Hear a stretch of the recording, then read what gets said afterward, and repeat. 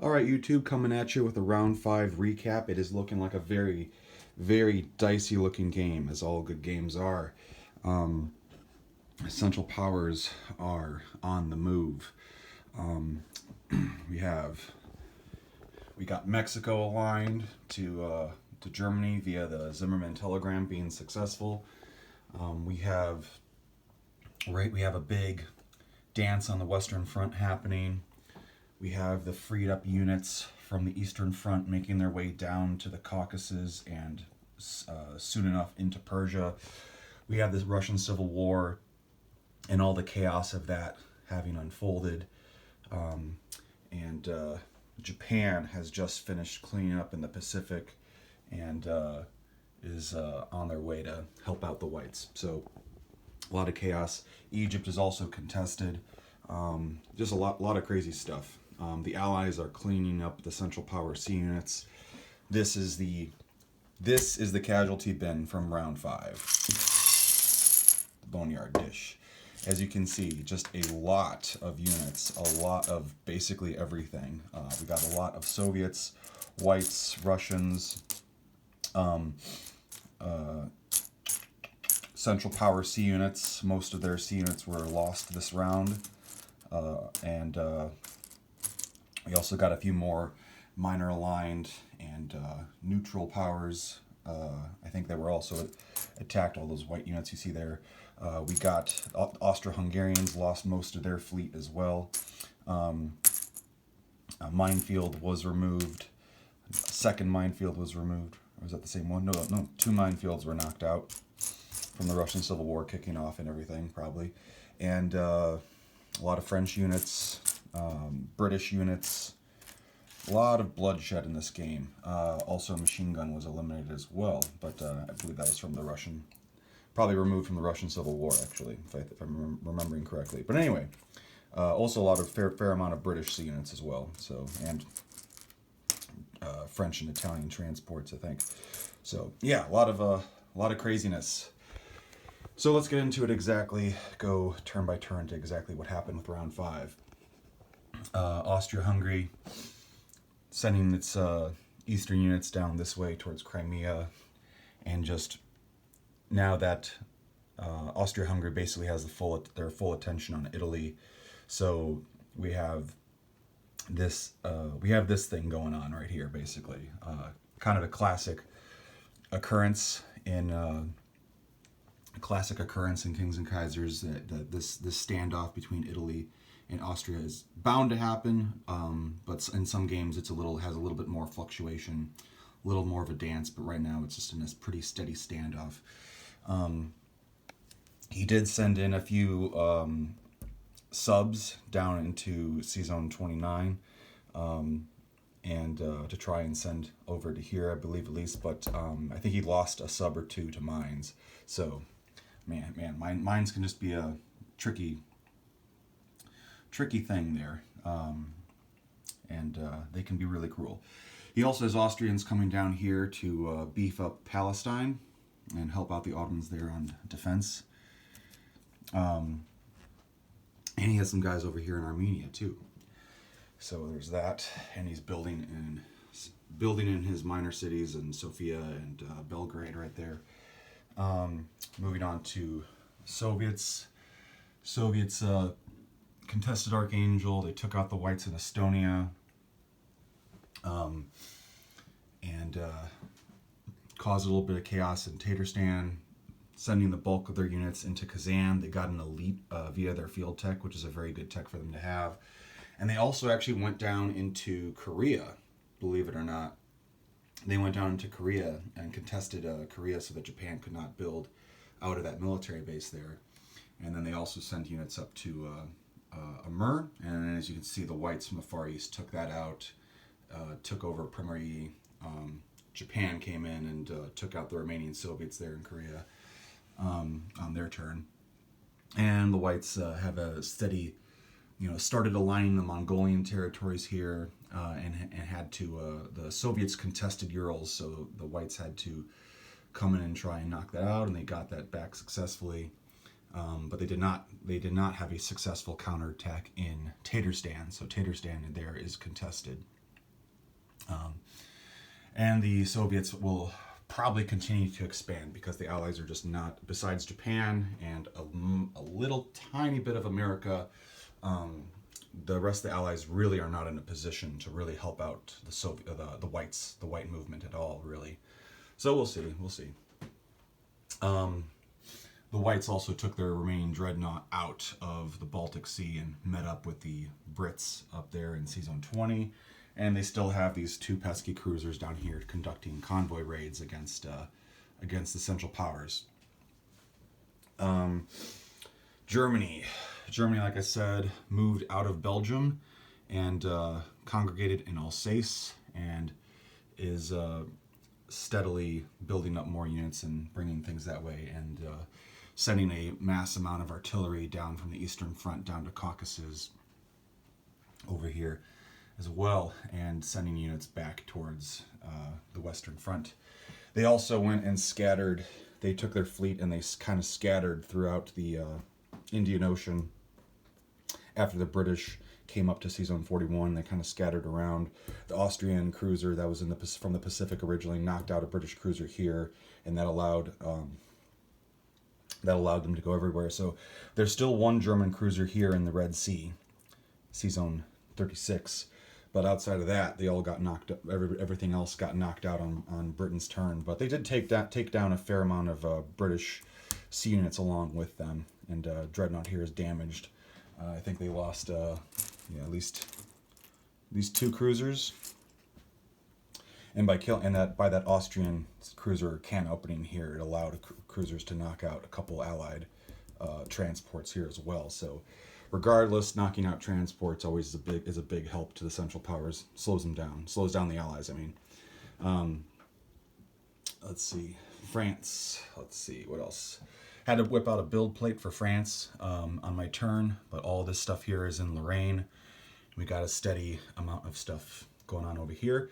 Side note, if you've noticed these crates, I just got these in from an HBG order. They're like under their realistic resources. So I got these crates to kind of visually represent the favorable trade territories. So all of these territories contribute to the favorable trade point, and kind of wanted to be able to show that off, much like I do with the Middle East oil territories. These 4 territories have these oil markers just as a reference for the territories that contribute to that point. And then we got these shipping crates now. I got these shipping crates now for these territories.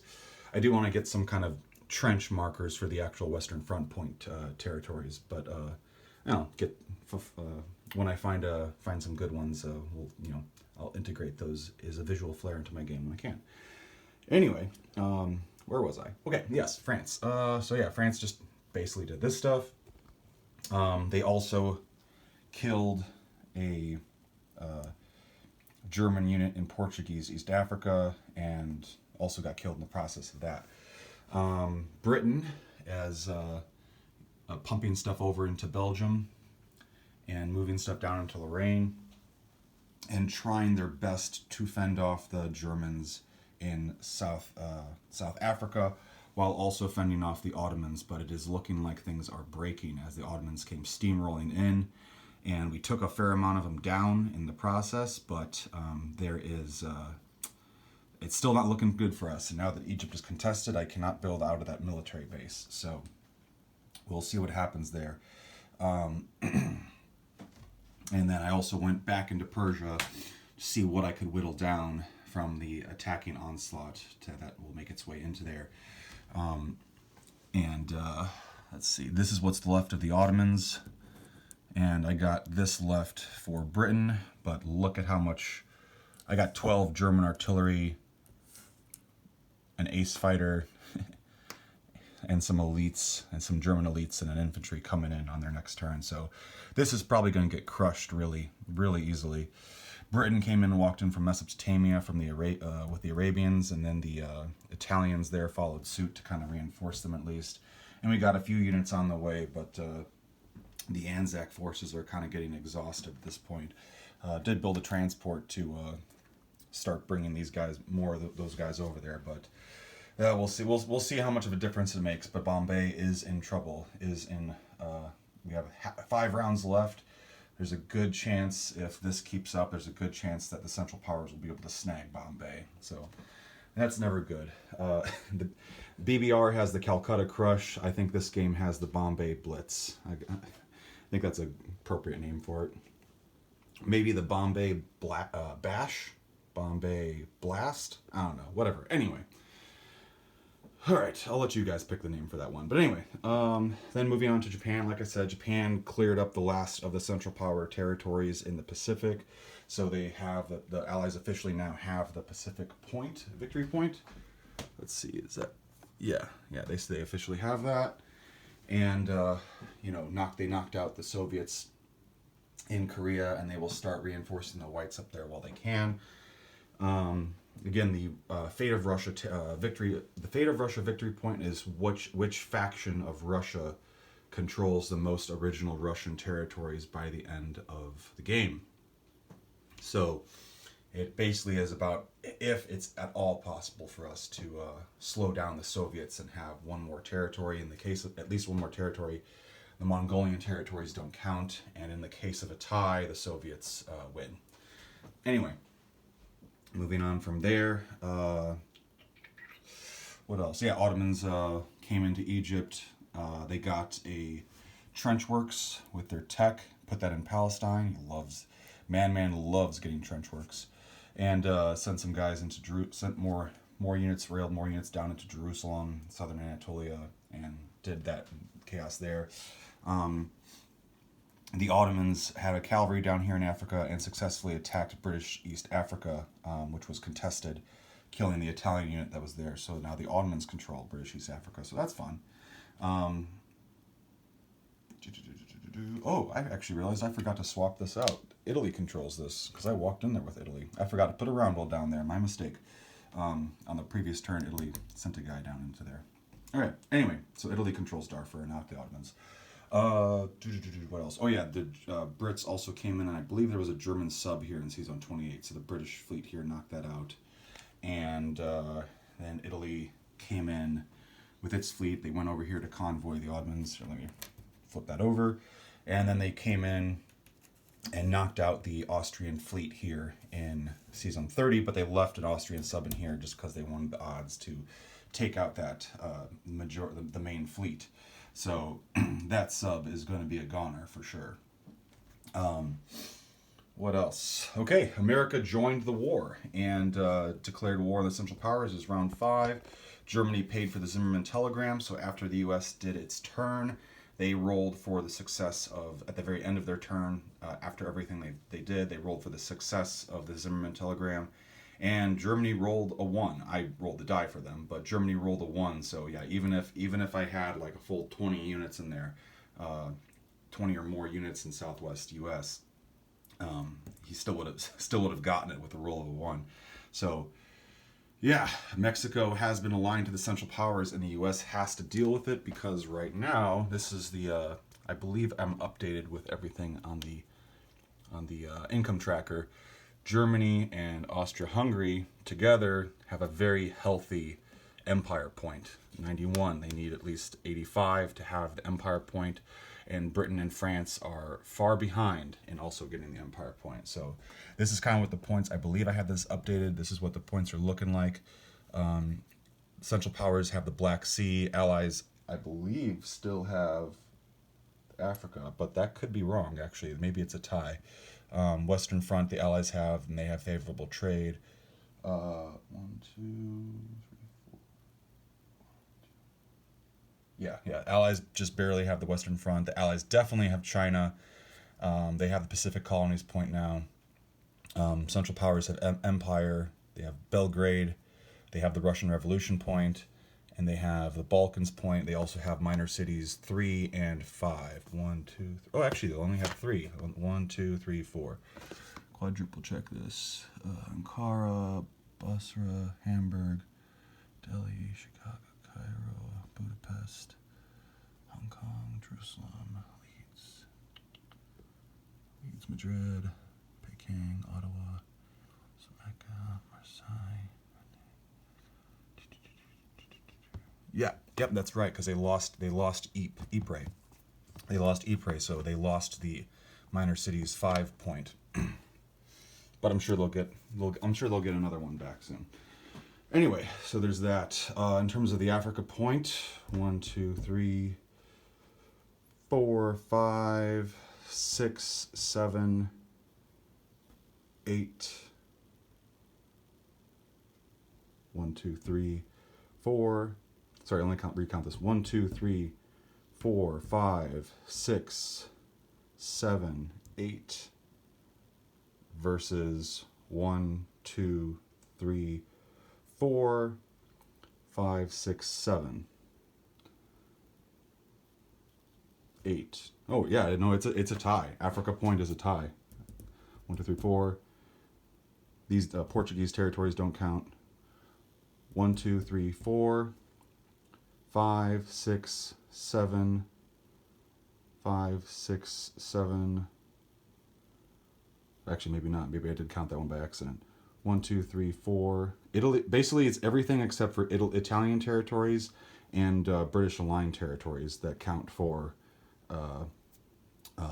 the Africa point. So let me just count that again. 1, 2, 3, 4, 5, 6, 7, 8. 1, 2, 3, 4, 5, 6, 7. Yeah, so the Allies just barely have the point. Okay, cool. I was right with that one. All right, sorry for counting that up a million times. It's just kind of hard to... Oh, yeah, actually, yeah, Allies still have Madagascar still. So, yeah, Allies have 9, actually. Central Powers have 7. Egypt doesn't count because it's contested. Yeah, there you go. Okay. Anyway, moving on from there, the U.S. also brought a few units up to Primory to help out the whites.